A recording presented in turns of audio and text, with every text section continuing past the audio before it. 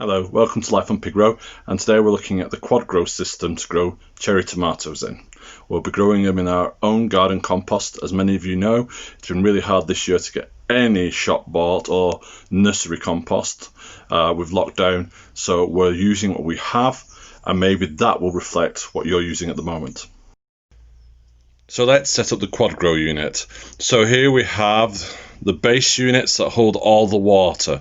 Let's have a look inside first. So if we take off the lid here, you can see that the filter fits on the inside. It's a screw mechanism that joins up the two reservoirs.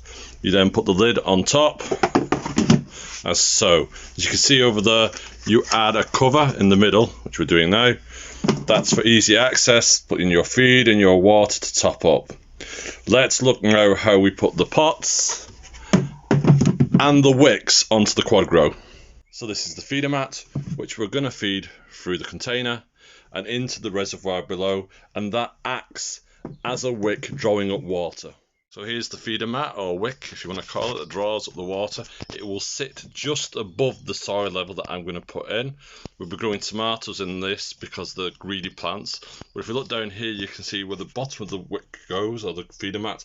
It goes into the reservoir and will rest at the bottom below the water line. That's important that you do that. It's got to be below the water line or it won't actually feed the plants.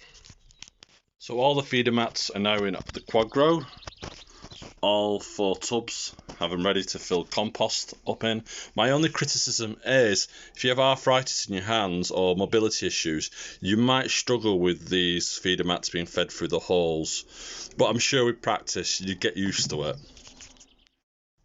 So there you can see all the compost is in.